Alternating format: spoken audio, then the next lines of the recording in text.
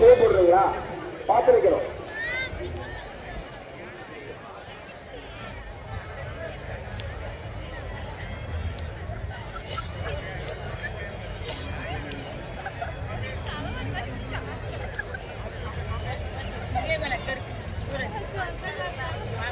இந்த வழியில் நிற்கிறவங்க தயவுசெய்து வழியில் நிற்கிறவங்க அபிஷேகம் பண்ணி முடிச்சவங்க சாமி வெளியில வரும். இந்த இடத்துல நிற்க வேண்டாம், தயவுசெய்து போயிட்டே இருங்க. அபிஷேகம் பண்ண முடிஞ்சவங்க சாமி இந்த வழியில வரும்.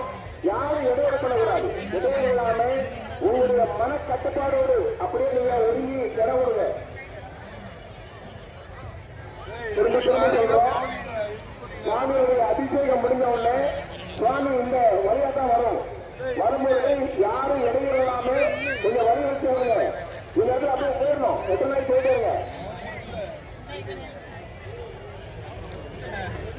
அமைதியா இருங்க, கொஞ்சம் அமைதியா இருங்க, தொடர்ச்சி அமைதியா இருங்க. கொஞ்சம் இது வரைக்கும் அமைதி காத்து கொடுத்தீங்க, கொஞ்சம் அமைதியா இருங்க.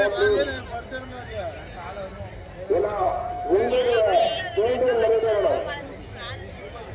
விளையாட்டு காரியம் கிடையாது, வேட மனிதர்கள் விளையாட்டுக்காக இல்ல, ஒரு பொழுதுபோக்குக்காக இல்ல, மற்றவர்கள் உற்சாகப்படுத்தணும் அப்படிங்கிறதுக்காக இல்ல.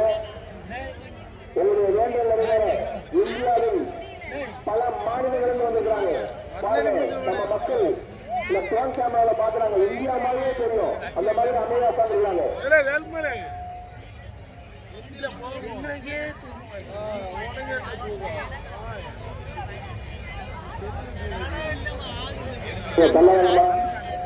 கொஞ்சம் கொஞ்சம் அமைதியா இருங்க. அப்படி எத்தனை நாள் போயிருங்க கொஞ்சம் தள்ளுவாங்க. என்ன புள்ளி போடுறீங்களா?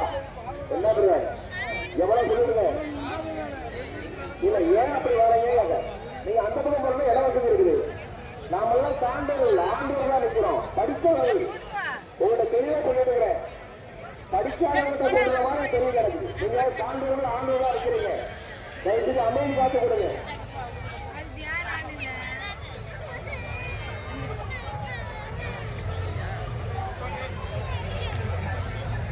சும்மா ஏன் எழுந்து பாருங்க சகோதரிகளே, கொஞ்சம் அப்படி உட்காருங்க.